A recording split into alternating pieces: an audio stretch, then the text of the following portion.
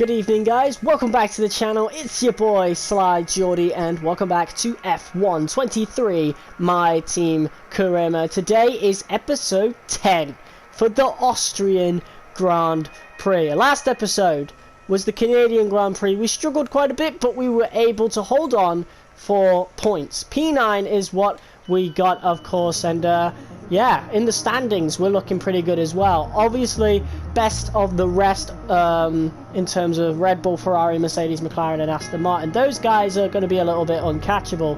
Obviously, actually, I'm pretty sure Aston Martin are only ahead of us because of Fernando Alonso. Yeah, they're only 1 point ahead of us in the constructors standings. Of course, Lance Stroll has really dropped the ball in terms of our series. Of course, Alonso's doing great. Alonso's been around our pace for most of the season, but I think that might start changing now if R&D is anything to go by. Of course, Aston Martin have upgraded quite a bit. They're actually up there with Mercedes, same with McLaren, even Haas.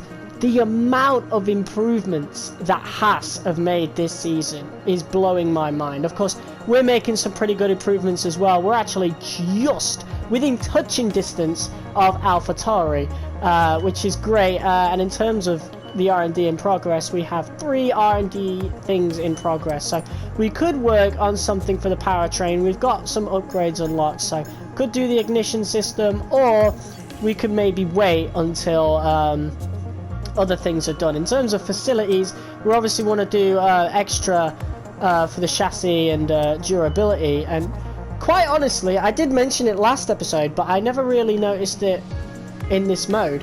Obviously, last episode I did notice that in our driver career mode, when we're at Spec 1, we're actually able to double the amount of things we're able to do, which for some reason I just didn't know before, even though I played F1 2020. I've just always done it one at a time.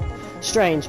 But yeah, obviously we can now do an extra upgrade on the chassis, which is going to be amazing. We actually have a major upgrade on the chassis coming up, so I actually think we're going to focus on the durability side of things. But it's nice to know we're on Spec 1 for chassis, which means we can actually do another upgrade. So maybe after we've done the rest of these coming up, obviously we've got some coming up on the 25th. Once we've done some of them, maybe we can do some on the facility. But for now, I want to invest a little bit on the fabrication, which is 2 million. So quite a lot for the fabrication on the durability, but we really do need it. So without further ado, let's do it. We're down to 1.9 million, or 1.09 million, but still good.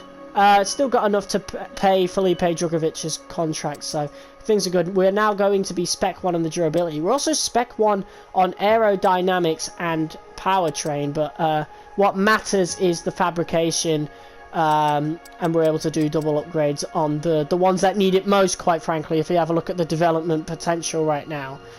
Sorry, not the potential, the current performance. Not good at all, so yeah, hopefully we can start improving on that front. So in terms of activities, I've already got race simulations and team building down. We could add some extra ones here, but there's nothing to add, so maybe that'll change. But we are going to advance ahead. Actually, it says low cash. We do not actually have enough to afford the teammates' contract renewal, so we do need to start saving at some point. I don't know when the renewal thing is. We could actually pause it. The fabrication process. We'll have them with us for the next Grand Prix. So we've actually got a new part with us now, which is amazing, I think. I don't know what part that was, but we are starting to plateau a little bit, so hopefully these new upgrades bring in some major stuff. And the turbo improved materials actually is major. So what we've really got to do is just hope, really hope, that they don't fail. So let's have a look. You're not oh, let's go! Nothing failed. Who you consider to be a rival. Think carefully who you select. We got a dozen pieces trophy, and dude's talking to us about a rivalry as if I don't already know. But let's see now where we are in terms of R&D. Well, it's not coming up yet. I think the progress history shows at some point, but yeah, when the chassis comes in on the 10th of July, that's another major one, and that is the 10th of July, so that's not going to come until after this Grand Prix. But we're going to do some extra upgrades on the durability now. Did everything come in? I don't know, did everything come in? I think it did. Yes, it did. So we can actually just go ahead and do some upgrades as quickly as possible on the durability sort of things. And we actually don't have that much to do. We've got MGUH that we can improve and the MGUK. So obviously we're going to do that one. I think that said something about 29% for... Okay, it's not too bad. But yeah, look, we really need to start catching up. So double development in terms of these upgrades. Of course, we got an unknown upgrade as well. This one's unavailable, but that one's a major one. So once we've actually got these ones, we can get that one, and then we can get this one. So those two are major ones. So once these two have done, we can actually really start improving on the durability side of things. So in terms of aerodynamics, are we really wanting to improve it? I don't know. I don't know if we really want to improve aerodynamics just yet. The major upgrade, so definitely keep that in mind. And of course we've got an ignition system, which is also a major upgrade, which would actually put us really up there, strangely enough. So that one is really tempting, and that's not going to come for a while though. So maybe we should do it. We don't have that many R&D points, but so you know what? Anyway, so I'm going to give in to the temptation, and we're just going to purchase it, because that is going to put us up there with everyone else. I mean, look at Haas and Alfa Romeo, you know? In terms of the Renault power cars, we started the worst. Alpine's at the bottom. So getting this big upgrade would at least cancel out Alpine. We'd be faster than McLaren. Obviously, we're going to need this when we come up to Las Vegas. And then, of course, Belgium, Spa. This would really help us. So, yeah. Unless it fails, then obviously we won't be able to get it till after Spa, but who knows. But anyway, those are the R&D we're working on, and we're going to go ahead now. Driver performance review, running costs. We also got paid a bit there. You'll be on the car ready for the next race weekend. Yes. So not enough to afford the teammates' contract renewal, it says. What would that be then? So it's 2 million, I think. 2 million is the base salary for Drugovich. When do we actually get paid? Oh, 11 days. Okay, that gets paid in 11 days. So I think we're actually going to do a Pirelli Hot Lap to make 100,000 more. Oh my god, we're actually going to do a Hot Lap. Wow. This is title worthy. Not that I'm going to do it, but this is a very special episode, because not only do you now get the Hot Lap, but you also get the sprint race, don't you, for Austria. So going to be a longer episode, but yeah, here we go. I've never actually done a Pirelli Hot Lap, so I don't know what autocross is. I do know what time attack is, but I don't know what autocross is, so we're going to go do autocross, because why not? Oh my god, what is this? Autocross. Navigate through some carefully placed cones as quickly as possible in this agility challenge.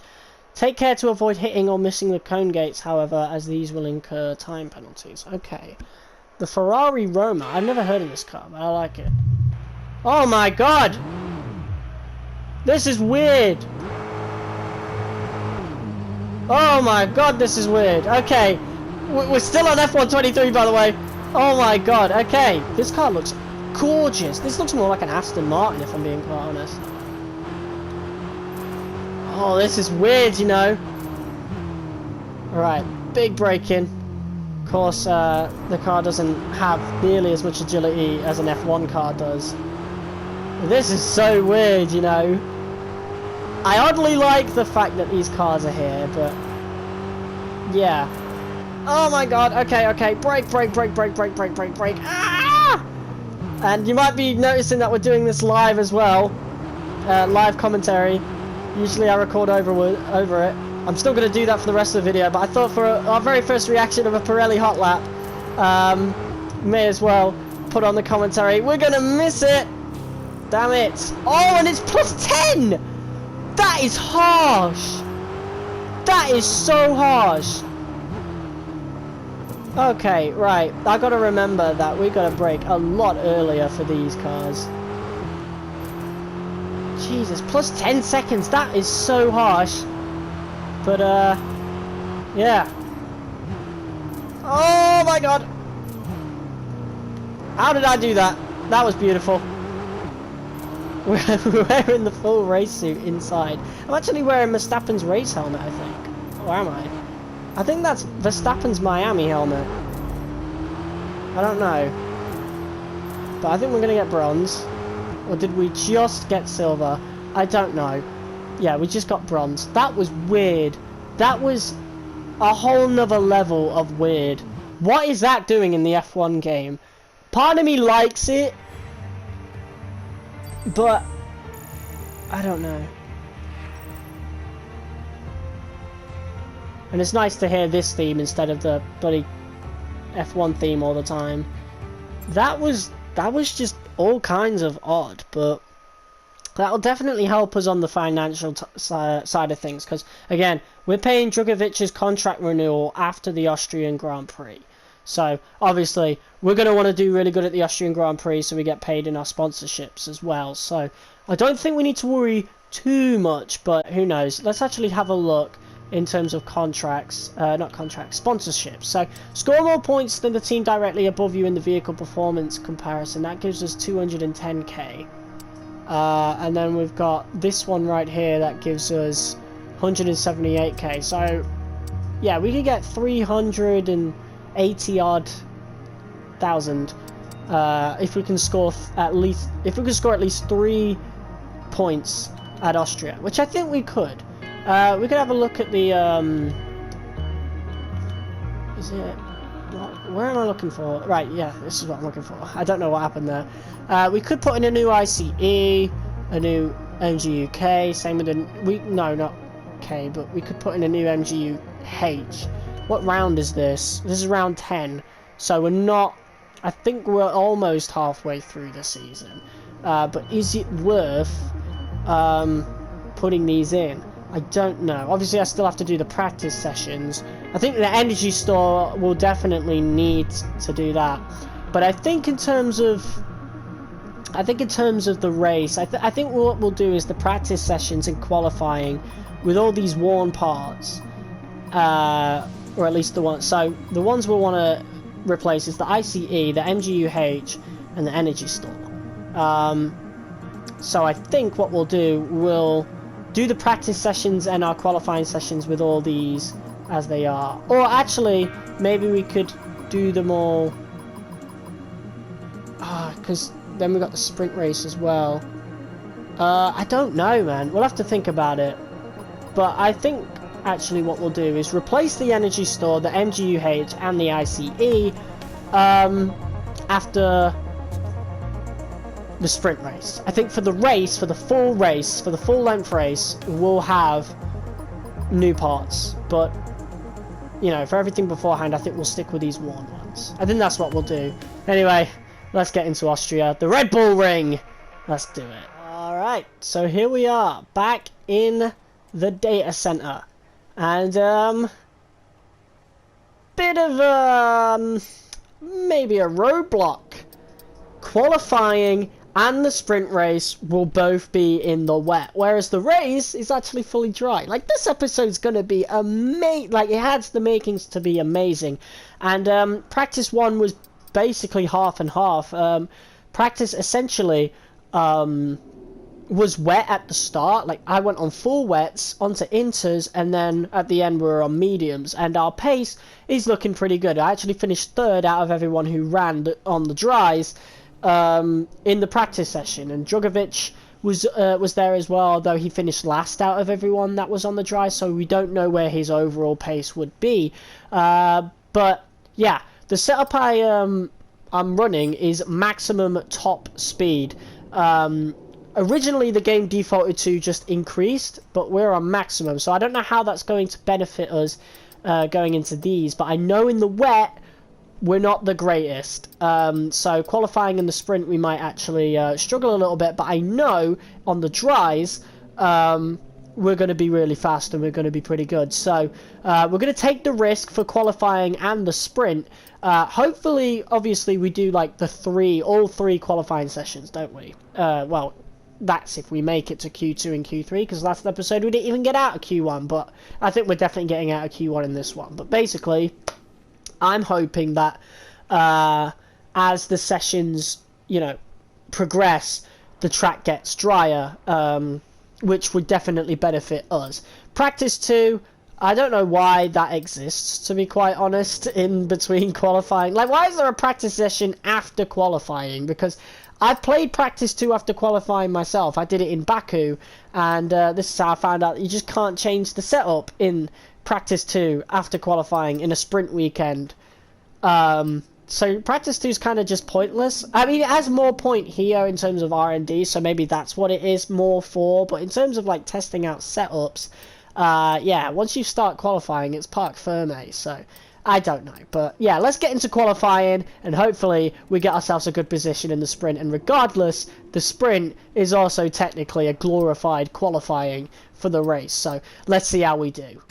Well, here we go for our first Q1 lap around Austria, and the car setup I decided to go with was maximum top speed. You know, in terms of the powertrain, obviously we have the worst one on the grid in terms of like the package anyway. Like, if you just look at the powertrains on their own, Renault are the worst one. So obviously I wanted to get as much speed as possible around one of the fastest tracks of the year, if not the fastest. And obviously we got maximum top speed. Now obviously this would also make us a little shaky in the corners, a lot of understeer, but I did a lot in practice to the point that I felt as though I was ready for Q1.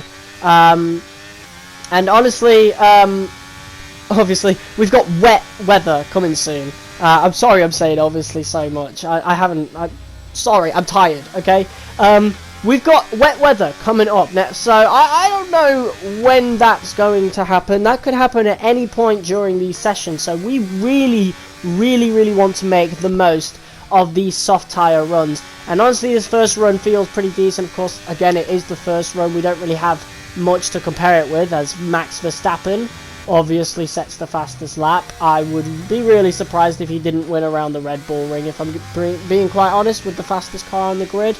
But we crossed the line, and it's good enough for a P2, so just over half a second behind Verstappen. So obviously that's going to change, and we're at P6 now, going into our final lap. And we run into a lot of traffic, and that loses us a lot of time, and obviously we go into the gravel there, and yeah, I just give up, whatever. But luckily, that original lap was good enough to get us through to Q3. Djokovic doesn't make it, unfortunately, so that's pretty bad. Sorry, Q2, but either way, yeah, Djokovic once again gets eliminated, but again, he is a work in progress. We're really hoping that he gets into the points by Season 2. That's where we're thinking the car is headed. That's where we want the car to be headed. And if he doesn't perform, obviously we'll replace him halfway through the season with a better driver.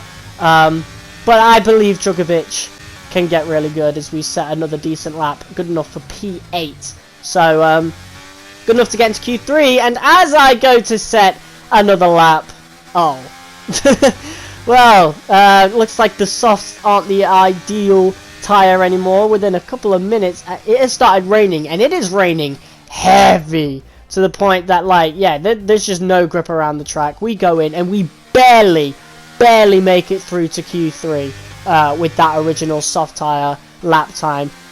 Position 10, P10, so we just make it through to Q3, and now this is where we're going to struggle, because obviously our setup is maximum top speed. We're dealing with understeer anyways, so we've really got to hope that our speed on the straights really makes up for how slow we're going to be around these corners, how much understeer we've got. Like, as you can see, I'm already switching the front brake bias as we go into our first lap here on the Inters. This is going to be dangerous, and I think it's the sprint that actually has wet weather, so I don't think we don't need to worry too much for the race, which is great news. But obviously the sprint is essentially a glorified qualifying, as I said earlier, so we still want to do good there. So obviously qualifying still matters regardless. So yeah, Lando Norris sets the fastest lap with a 1:14. I feel pretty good, honestly. I feel quite confident around this track, regardless of our setup. I think it's definitely not the most ideal setup, and honestly, I could have looked online for a better one, but I don't want to do that for every track. You know, I only really want to do that for the tracks where I feel as though none of the default setups are the best. And honestly, I felt good enough in practice with the maximum top speed, and I did know that I did acknowledge that the wet weather was going to be a risk with this setup, but I honestly think it will be worth it in the dry weather. So time will tell. You know, we've got a sprint to do, we've got a race to do, and that Q3 lap time is good enough for P6, originally P5, which is pretty decent. And I decided to stay out because obviously going on the inters in the wet weather, obviously it's less fuel, and obviously I go really slow on this second lap, save a lot of ERS, and I'm going again, you know, because I'm thinking if the inters are a little bit more worn, perhaps we might have a little extra grip, a little extra speed around the track. I don't know if that has any warrant to, you know, being a thing, but if it is, I mean, I'm clearly right, because we're at a green delta. Obviously track limits doesn't exist on the game compared to real life, thank God. Thank the F1 23, thank Codemasters for that. Please don't change it. And obviously we set a decent time, good enough for P5, and now, well, we still have time for another lap, you know. Barely enough time, but it is enough. We didn't really need to do this. We could have honestly just settled with whatever we had, but I felt as though we could still do better. So that's what we're going to do. We're going to go into one last lap of qualifying right here, and yeah, hopefully we can do better. These are fresh inters now, so what I said earlier could be completely knocked out now, because now we have fresh inters. And honestly, from the looks of it so far, we are faster on the straights than we were. Maybe that's because the track is drying just a little bit. Maybe there's some track evolution involved there. We don't do too good around this corner, at least at first, but I think again, like, we are gaining speed on the straights compared to what we were doing on previous laps, and this is a very, very similar lap time, close enough to be in the thousands. But we do really, really good on this corner. Obviously very close to track limits there, very close to the gravel, and again it does go back down and back into the red, so we're really threading the needle here in terms of beating this lap time. And sector 2 actually just barely ends up being a red sector, but maybe it'll be worth it. Maybe sector 3 will be so good by comparison because of what we you know, set it up as with sector 2. And honestly, from the looks of it, we're looking pretty good. It's another green once again as we go into the final corner, and we do improve just a little bit by a tenth, and yeah, good enough for P4, so it was worth it. We do go down to P6, but who knows, that could have ended up being a P10 or a P8 if we'd have just left it. But you know, pretty good. We're right behind Fernando Alonso, which is someone we are very, very used to lining up alongside in the race now. So honestly, hopefully we do well in the sprint. For all the teams.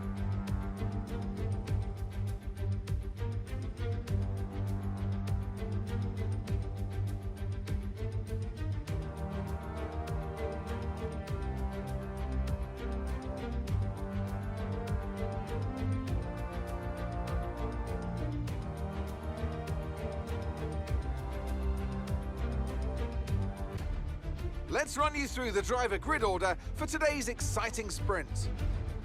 Max Verstappen put in a fantastic lap yesterday, and he'll start from pole position, with Charles Leclerc alongside. Moving on to the rest of the grid, we have Perez, Sainz, Fernando Alonso, the owner driver, Hamilton, Russell, Stroll, Norris, Ocon, Oscar Piastri, Joe, Bottas, Albon, Magnussen, Gasly, Sargent, Hulkenberg, De Vries, Drugovich, and Yuki Tsunoda. And with preparations almost complete, let's head trackside for today's sprint. Was this a thing in F1 22? Like, the sprint intros are so dead. I don't know if I mentioned it in the Baku episode, but like, there's literally nothing happening. I've still got the audio on in the background so you can hear it, you know? Like, they're saying nothing. You're telling me you recorded maybe hundreds of voice lines for F1 World, but you couldn't do that for sprint races in the career mode. What? Anyway, we got two strategies here. We got a 2-stop or a 1-stop on the inters. Honestly, why would we do a 2-stops? Maybe because the option is there. Maybe another car may do it. But anyway, we're underway in the sprint. And honestly, it's not the best start. Again, I did say we're not looking the best here. But oh my god, a very aggressive move there. Slamming into the side of Carlos Sainz. Maybe we might have caused some damage to his underbody. Or the side pod. It would have been the side pod, but I don't know. Hopefully not. It definitely looked a lot harder than it really felt when I actually was racing. We misjudged the corner a little bit there, but honestly, we've gained positions. We're in P4, so we gained 2 positions, and we're going to tuck behind Leclerc, hopefully get into the toe, obviously, get into his slipstream. Obviously, we've reached a danger point in terms of R&D with the sprint, but honestly, I am hoping we can change the parts in the race, and if we can't, it's just occurred to me that we might not be able to. Yeah, that might be a big issue going into the race. That will definitely affect our pace, but maybe that will benefit us for the British Grand Prix. I don't know, but we need to focus on the Austrian Grand Prix, a Grand Prix that we're actually doing really well at. And honestly, we're overperforming on this track, just like a few other tracks this season. And you can tell we're overperforming with the position we're in, because Leclerc, well, he stretched out ahead on that first lap, and not much really changed up until the end, up until the start of lap 7. Of course, Leclerc 5 seconds ahead, and Carlos Sainz is now catching up to us, you know. Maybe that might be down to tyre wear, but I think that's down to the full power of the car. I think he's finally pulled away from Hamilton, and now obviously Carlos Sainz looking to overtake us here going into turn 1, and Lewis Hamilton is there as well. Fernando Alonso tucked in just behind him, and we completely misjudged that corner, hoping to stay in front of Sainz, and we just went completely wide, and now Hamilton's overtook us. Fernando Alonso is looking to overtake us. We're going to try diving down the inside of Lewis Hamilton there. And that was a very aggressive move. We actually do get an FIA warning, but I don't care. This looks to have been worth it, because now we've got a genuine P5 looking to start at P5 in the race. And if we can get a good start, it could be even better. And you know how good we are in race starts in the dry weather. So we could actually end up out in front, or at least on the front row, by the time we go round the first corner in the race. But first, we need to hang on to this, obviously. A lot of understeer with this car. Fernando Alonso is going to be pressuring us all the way to the line. But honestly, I think we've got this. Max Verstappen takes the win in the sprint. Fernando Alonso, I mean, look at the rear view mirror at the top, something I added just for this episode, and we're going to do it onwards as well, because it was quite useful. He is literally right behind us, and across the line, we just hang on to P5. Alonso overtakes us fair and square. If there was one more lap, absolutely no way were we going to keep that position. But we do for now, you know. We gained an extra point on Alonso, which is what we need in the driver's standings, of course, and obviously in the constructor's standings as well. So this is great. A great start. And as mentioned earlier, yeah, here we are, looking to change our parts, and we get a penalty warning. So we're not actually able to do it in Parc Fermé, which is something I've genuinely never tried before, but that does suck. So obviously we're going to go into the race with a pretty worn engine, which is not the initial plan I wanted to do, and some of you might have even called it beforehand. Me being a dumbass, obviously, didn't know, and yeah, that does not bode well. Story of the Austrian Grand Prix.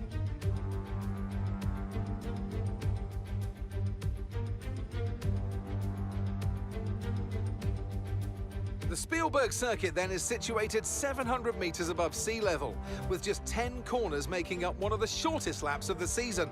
One time around here is a distance of around 2.6 miles, with the best overtaking chances into turn 1 or the tight uphill of turn 3. Off the back of a fantastic qualifying session, it's time to see how our starting grid looks like for today's race. World champion Max Verstappen starts from pole position. Sergio Perez lines up alongside.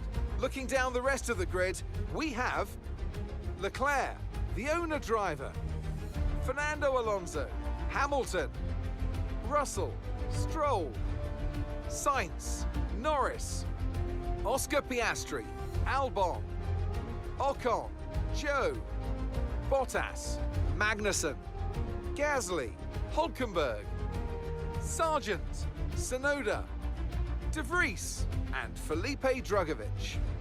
Which of these talented drivers will come out on top today?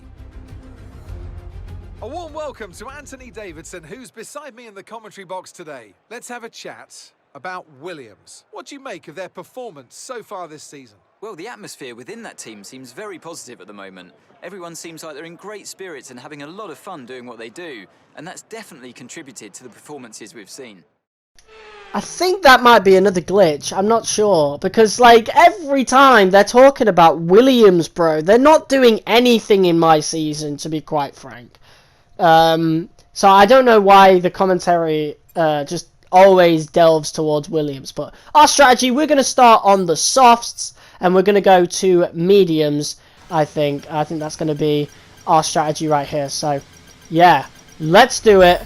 We got a perfect parking spot there. So this is going to bode really, really well for the race. We are slotted behind Leclerc. Perez, I think we could take as well. I don't think we'd be able to take Verstappen, but we could obviously try. Anyway, we're coming up to 5 red lights. And it's lights out, we're underway, and we get a pretty good start, obviously, as we already overtake Leclerc. We do get boxed in between Leclerc and Perez, and Verstappen in front of us as well, so we're not able to get further out in front, and now Verstappen, obviously, is going to get out in front. Charles Leclerc is right at the side of us. We're going to dive down the inside, just within track limits of Sergio Perez, and genuine P2. That is a great start. Verstappen is already going to stretch out his lead, and honestly, if the last race is anything to go by, so the sprint race, we're not going to catch up, you know. Charles Leclerc, when he got out in front, no way.